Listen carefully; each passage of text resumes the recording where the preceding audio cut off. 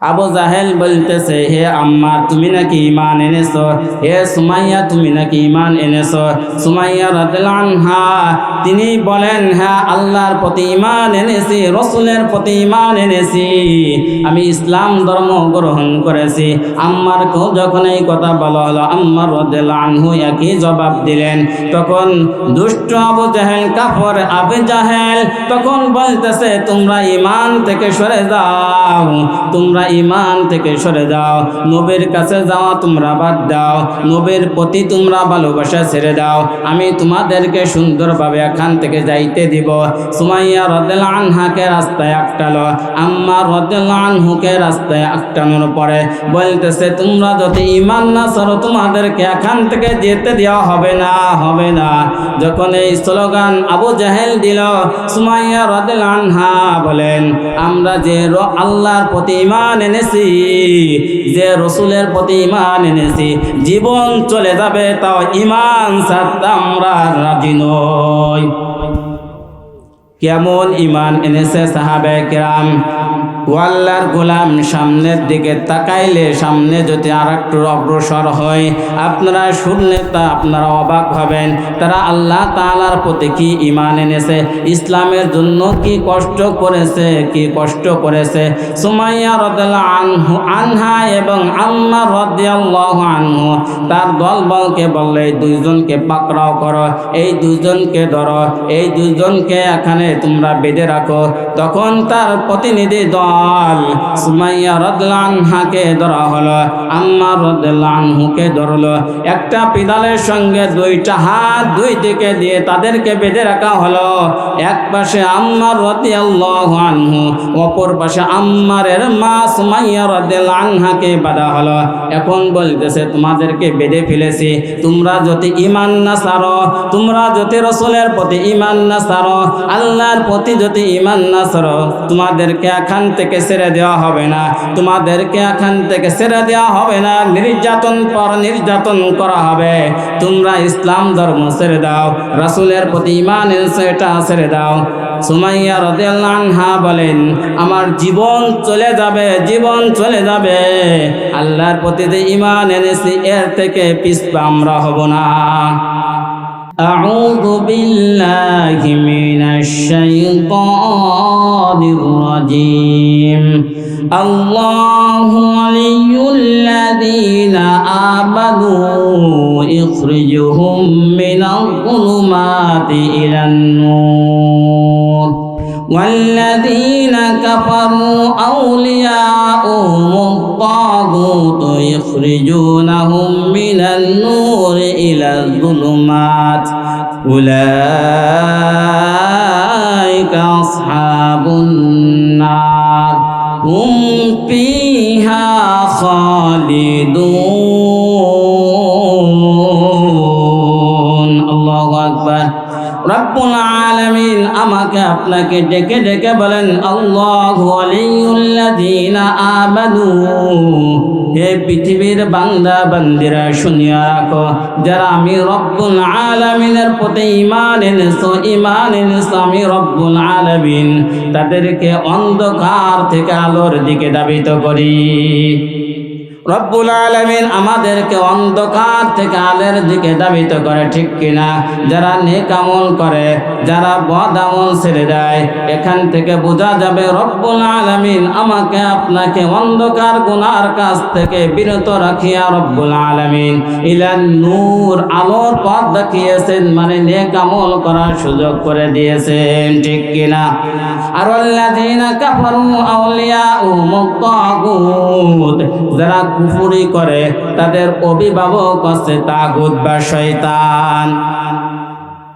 যারা গুনাহের কাজ করে, যারা কুফরি করে তাদের অভিভাবককে, জোরে বলতে হবে, তাদের অভিভাবক হচ্ছে কে? শয়তান। আর যারা নেক আমল করে তাদের অভিভাবক হচ্ছে রব্বুল আলামিন। রব্বুল আলামিন তার বান্দা বান্দীদেরকে অন্ধকার থেকে আলোর দিকে ধাবিত করে। রব্বুল আলামিন চান, অনেক ভালোবেসে আমাকে আপনাকে সৃষ্টি করেছে, রব্বুল আলামিন অনেক মোহাব্বত করে তার এই বান্দা বান্দিগুলো সৃষ্টি করেছে। কারণটাকে আমাদের অভিভাবক ছিলেন ছিলেন, আমাদের আউলিয়া অভিভাবক ছিলেন আদম আলাইহিস সালাম, আমাদের পিতা ছিলেন আদম আলাইহিস সালাম। তিনার প্রথম ঠিকানা ছিল কোথায়? জান্নাতে। আমাদের বাবার ঠিকানা ছিল জান্নাতে, আমাদের ঠিকানা সেই জান্নাতে, ঠিক কিনা? এই জন্য রব্বুল আলামিন আমাদেরকে অন্ধকার থেকে আলোর দিকে আনে কিসের জন্য? যাতে আমার বান্দা বান্দীদেরকে অনেক ভালোবেসে অনেক মোহাব্বত করে সৃষ্টি করেছে, আমার বান্দাদেরকে জান্নাত থেকে বের করছে কিছু সময় পরীক্ষা দেওয়ার জন্য, যাতে করে আমার বান্দারা পরীক্ষা দিয়ে আবার সেই জান্নাতে যাইতে পারে। এই জন্য রব্বুল আলামিন বলেন, যারা ঈমান এনেছে রব্বুল আলামিন তাদেরকে আলোর পথ দেখান, অন্ধকার থেকে বিরত রাখেন। এই জন্য আমরা যারা জান্নাতের বাগিচা আসতে পেরেছি, এখান থেকে বোঝা যায় রব্বুল আলামিন আমাদেরকে আলোর পথ দেখিয়েছেন, ঠিক কিনা? আমাদের ঈমান আনতে হবে কার প্রতি? আল্লাহ তাআলার প্রতি, রাসূলের প্রতি। রব্বুল আলামিন তার কোরআনের ভিতর ঘোষণা করে বলেন, ইন্নাল্লাযীনা আমানু বিল্লাহি ওয়া রাসূলিহি সুম্মা লাম ইয়ারতাবু ওয়া জাহাদু বিআমওয়ালিহিম ওয়া আনফুসিহিম ফি সাবিলিল্লাহ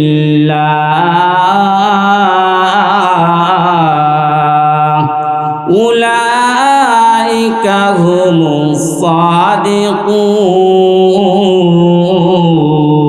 সাদিকুন। আল্লাহু আকবার। রব্বুল আলামিন ডাক দিয়ে বলেন, ইন্নাল্লাযীনা আমানু বিল্লাহি ওয়া রাসূলিহি সুম্মা লাম ইয়ারতাবু। রব্বুল আলামিন বলেন তার রাসূলের মাধ্যমে শোনায় দেন, লম্বা দাড়ি রাখলেই মুমিন হওয়া যায় না, লম্বা পাঞ্জাবি পরলেই মুমিন হওয়া যায় না, তসবিহ টিকলেই মুমিন হওয়া যায় না। মুমিন হতে হয় কেন? রব্বুল আলামিন তার রাসূলের মাধ্যমে কোরআনের ভিতর ঘোষণা করে দিয়ে বলেন যে তোমাদের মুমিন হতে হলে ঈমান আনতে হবে কার প্রতি? আল্লাহ তাআলার প্রতি ঈমান আনতে হবে। আল্লাহর গোলাম রাসূলের প্রতি ঈমান আনতে হবে। কেমন ঈমান আনবে সেটাও রব্বুল আলামিন বলে দিয়েছেন।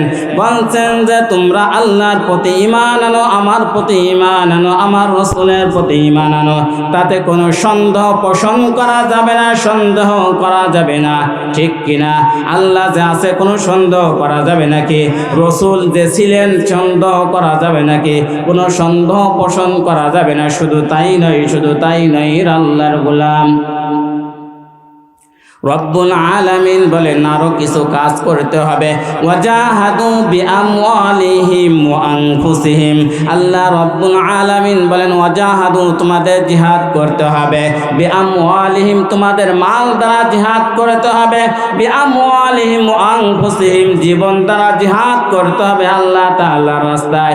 কোন রাস্তায় জিহাদ করতে হবে?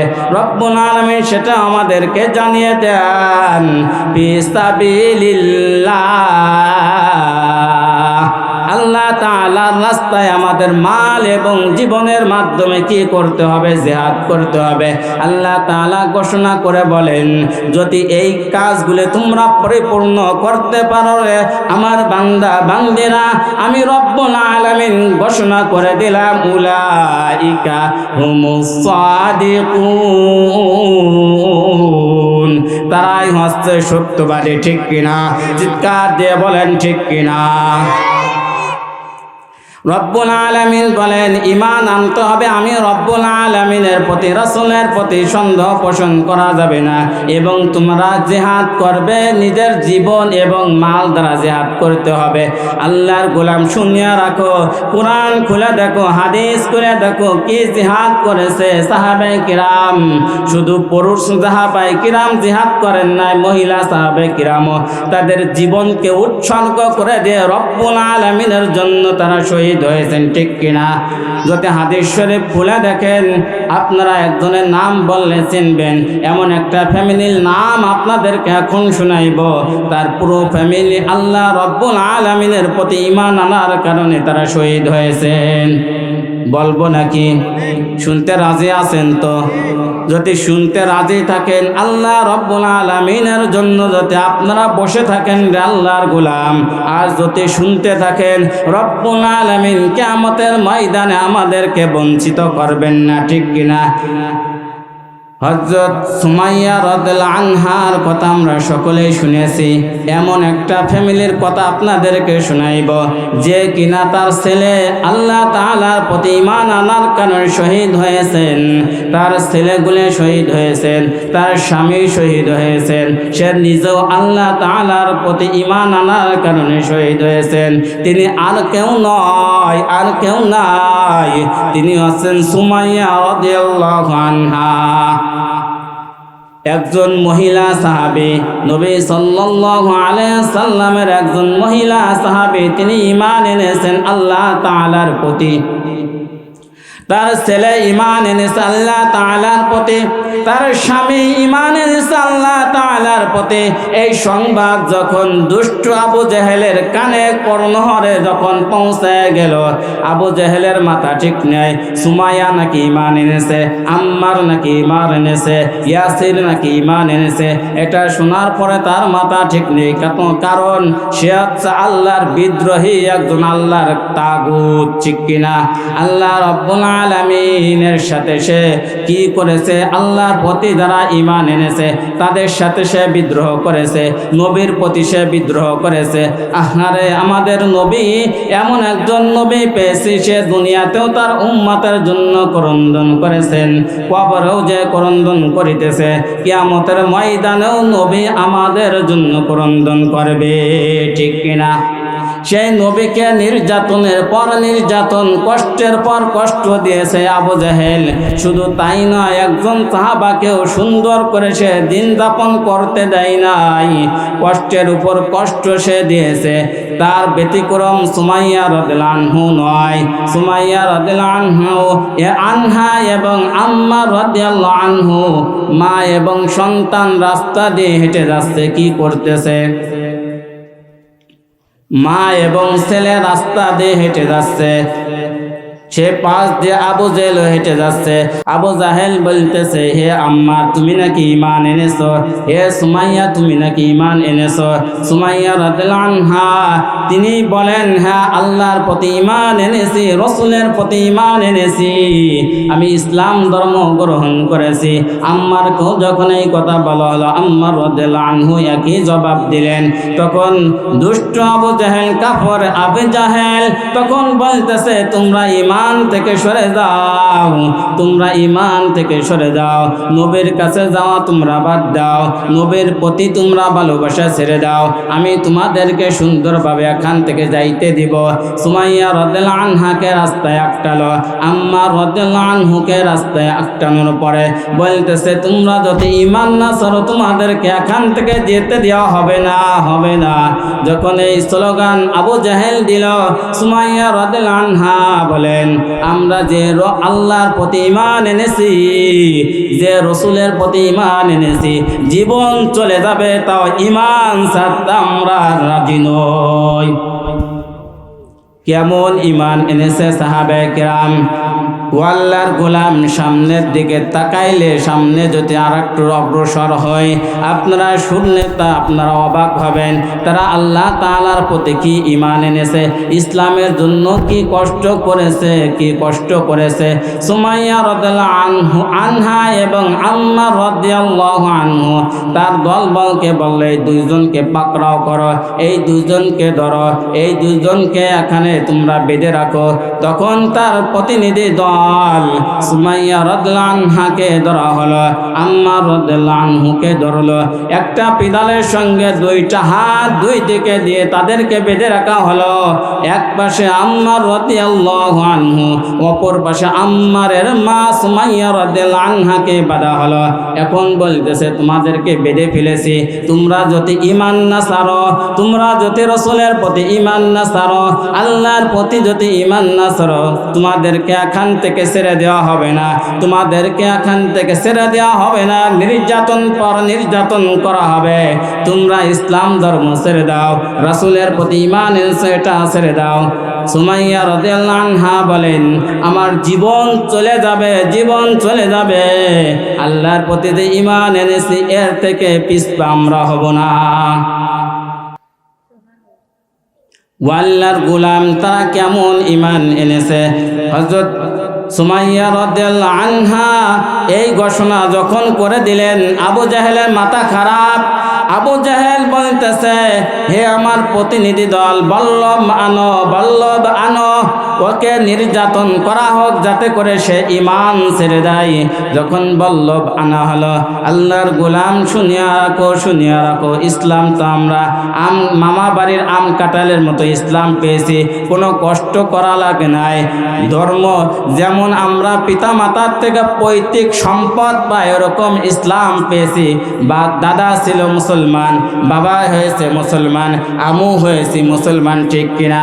তারা কষ্ট করেছে, কষ্ট করার পরে তারা ইসলাম ধর্ম গ্রহণ করেছে, এই জন্য তারা জীবন দিতেও দ্বিধাবোধ করে নাই। সুমাইয়া রাদিয়াল্লাহু আনহাকে যখন নির্যাতন শুরু করলো আবু জাহেল, এমনকি তার নাভের নিচের থেকে সে নির্যাতন শুরু করে। নির্যাতন করতে করতে সুমাইয়া রাদিয়াল্লাহু আনহা যখন মাটিতে পড়ে যায়, আবু জাহেল মনে করেছে এখন যখন নির্যাতন বেশি করেছি এখন মনে হয় ঈমান ছেড়ে দেবে। তখন আবু জাহেল বলে, হে সুমাইয়া, এখনো সুযোগ আছে, তুমি ঈমান ছেড়ে দাও, তোমাকে কিছু বলা হবে না, তোমার ছেলেকেও কিছু বলবো না, কোনো সমস্যা নেই, তোমাদেরকে ছেড়ে দেওয়া হবে, তোমরা ঈমান ছেড়ে দাও। সুমাইয়া রাদিয়াল্লাহু আনহা চিৎকার করে আল্লাহর দিকে তাকিয়ে বলে, হে আবু জাহেল শুনিয়া রাখ, হে কাফেরের লিডার শুনিয়া রাখ, শুনিয়া রাখ, আমি আল্লাহর দিকে তাকিয়ে বলতেছি আমার জীবন চলে যাবে, এরপরও আমি ঈমান ছাড়ব না। আল্লাহর গোলাম তারা কি ঈমান গ্রহণ করেছিল, আমরা কি ঈমান গ্রহণ করেছি? এরপর আবু জাহেল চিৎকার করে বলে, বেকা আঙ্গুল সোজা আঙ্গুলে ঘিয়ে উঠবে না, বেকা করা লাগবে, নির্যাতন আরো বাড়িয়ে দেওয়া হবে। লোকজনকে বলল তোমরা এখান থেকে সরিয়ে যাও, আমি দেখো এখন কি করে, আমি দেখো ওর সাথে কি ব্যবহার করে।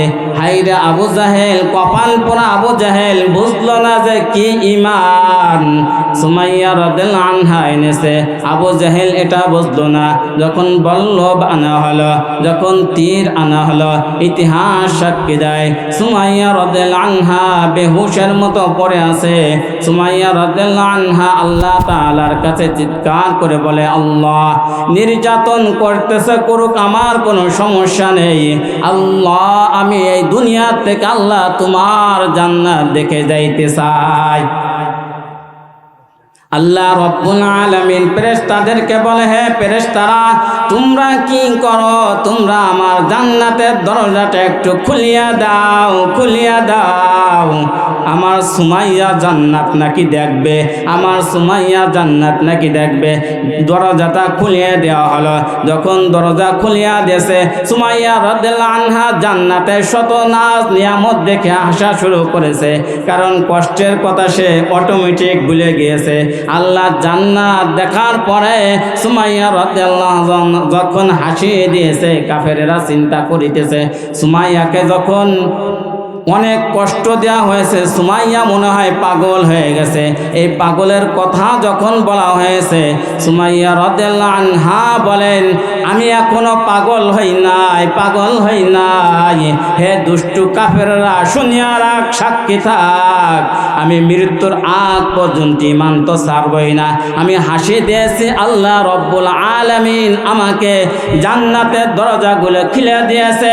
আমি শত নাজ নিয়ামত দেখার পরে আমার কলিজাটা ভরিয়া গেছে, এই কারণেই আমি আল্লাহ জান্নাত দেখে হাসি পাচ্ছি। সুমাইয়া রাদিয়াল্লাহু আনহা যখন এই কথা বললেন, আবু জাহেলের মাথা আরো খারাপ, কারণ তো সে তো ইবলিসের কোনো অংশে কম না, ঠিক কিনা? ইবলিসকেও সে হার বানিয়েছে, কারণ রাসূলের কাছে ইবলিস আসতে ভয় পাইতো আর আবু জাহেল নবীকে কষ্ট দিতে ভালোবাসতো, ঠিক কিনা? তাহলে ইবলিসকে ছাড়াই গিয়েছিল না আবু জাহেল? আবু জাহেলের মাথা আরো খারাপ, বলতেছে এইবার তোমাকে শেষবারের মতো চান্স দিলাম, এইবার তুমি যদি ঈমান ছেড়ে দাও তোমাকে ছেড়ে দেওয়া হবে। সুমাইয়া রাদিয়াল্লাহু আনহা বলেন আমি ঈমান তো ছাড়তে রাজি নেই। তখন একটা বল্লভ, একটা তীর নিয়ে সুমাইয়া রাদিয়াল্লাহু আনহাকে বলতেছে এবার লক্ষ্য করো তোমার অবস্থা আমি কি করি। সুমাইয়া রাদিয়াল্লাহু আনহাকে উলঙ্গ করা হলো। ও আল্লাহর গোলাম শুনিয়া রাখো, তার লজ্জা স্থান বরাবর তীর মারা হলো।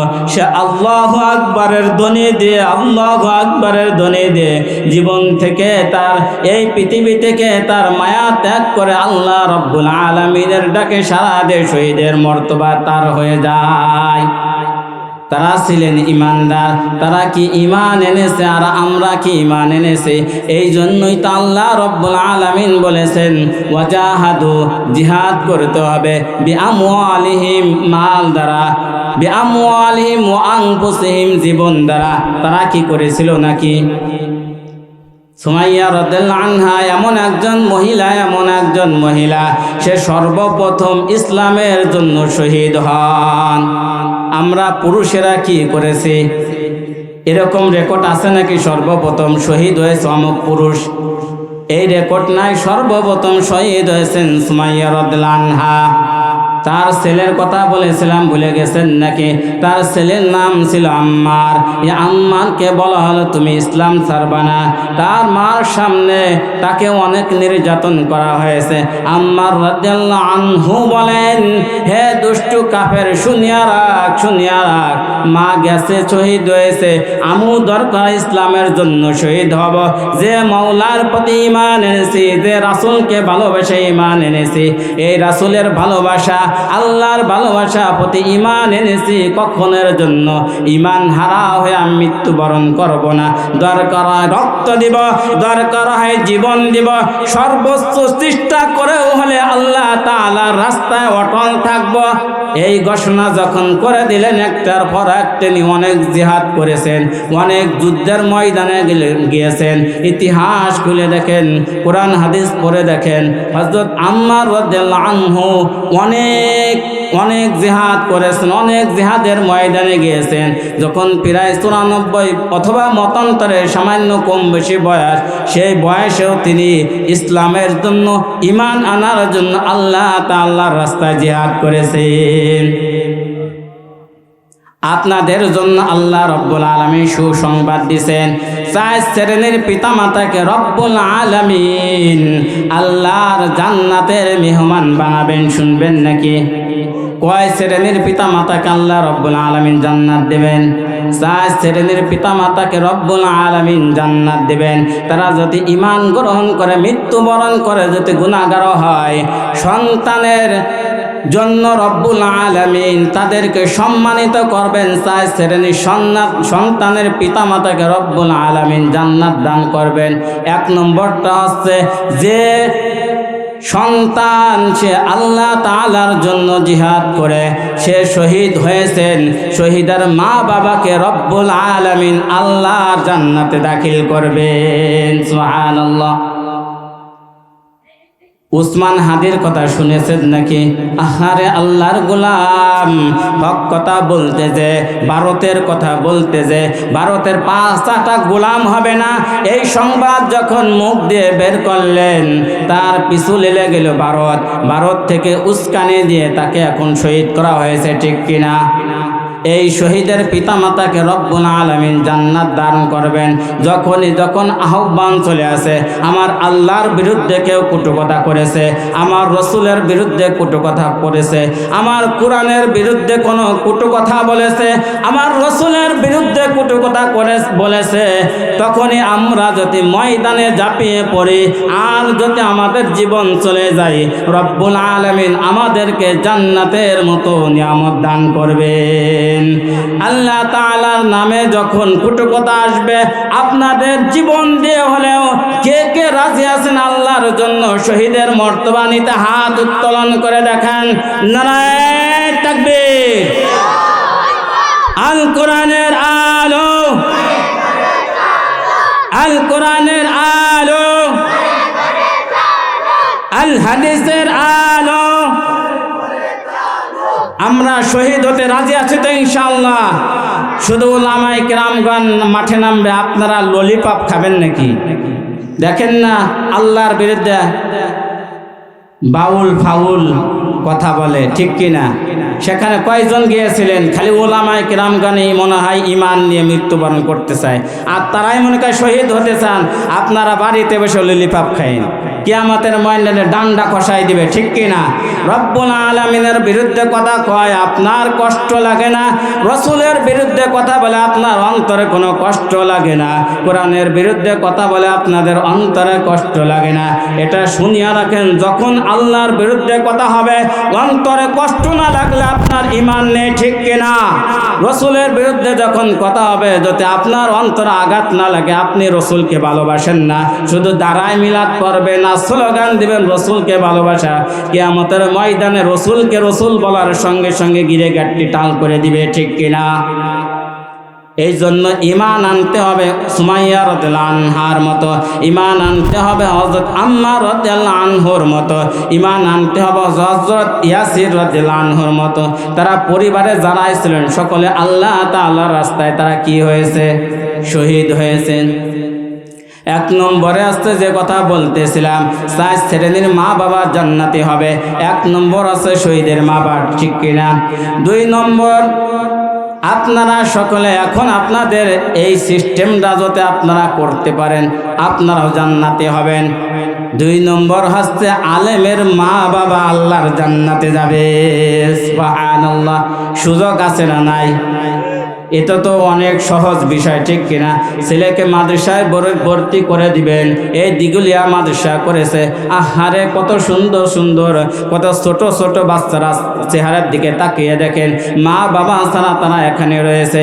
এই দিগুলিয়া মাদ্রাসা এতিমখানা মাদ্রাসা, কত এতিম পোলাপান রয়েছে, আহারে ওদেরকে মাঝে মাঝে আমি কাছে ডাকি, আমাদের হুজুর আছে তাকে কাছে ডাকে, বলে বাবা তোমার কিসের প্রয়োজন?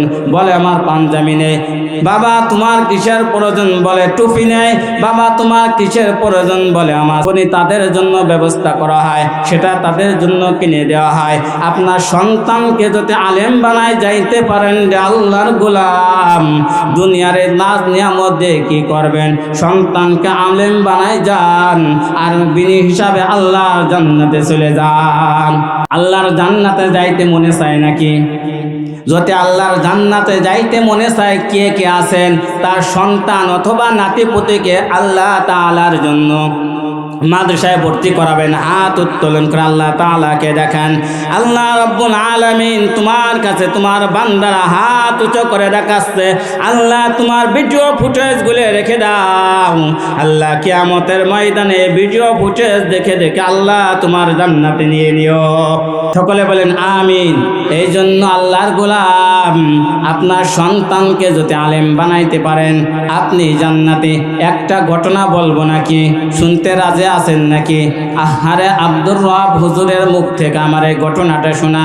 হুজুর একদিন মাহফিলে গিয়েছেন, মা বাবার জন্য ওয়াজ করেছেন, মাদ্রাসার মাহফিল, মা বাবার জন্য ওয়াজ করেছেন। রাত্রে ওয়াজ বিশ্রাম নিয়েছে, সকালবেলা যখন আগার ঘুম থেকে উঠেছে, নামাজ শেষ করে যখন রাস্তার ব্যবস্থা হয়ে গেছে, মাদ্রাসায় দেখেন ওয়াজের প্যান্ডেলে, তখনই কি করে? ছোট্ট ছোট্ট ছাত্ররা হুজুরদের খেদমত করে, ঠিক কিনা? তদ্রূপ তার ব্যতিক্রম কোনো ঘটনা ঘটে নাই। ওই হুজুরের আব্দুর রব ফরিদি হুজুরের খেদমতের জন্য 3 জন ছেলেকে দেওয়া হয়েছে। তার মধ্য থেকে সকালবেলা দেখে যখন নাস্তার ব্যবস্থা করেছে, একটা ছেলে দেখে চোখ দিয়ে শুধু পানি পড়ে। ব্যাপারটা কি? হুজুর তার চোখের দিকে যখন তাকাইলো, হুজুর বলতেছে কারণটা কি? তুমি বাবা কান্না করো কেন? তোমার পেট ব্যথা নাকি? না তোমাকে কেউ প্রহার করেছে, না তোমাকে কেউ মেরেছে? বলতেছে হুজুর না, আমি এই জন্য কান্না করি না, আমার তো কোনো পেটে ব্যথা নেই, আমার তো কেউ কোনো কিছু বলে নাই, আমার তো মারে নাই। গেছে কাল রাত্রে আমাদের মাদ্রাসায় আপনি ওয়াজ করতে এসেছিলেন, মা বাবার ওয়াজ করেছেন, আমি ছোট্ট অবস্থাতে আমার বাবাকে হারিয়েছি। হুজুর বাবা যখন আমাকে ছেড়ে চলে গেল, অন্ধকার কবরে।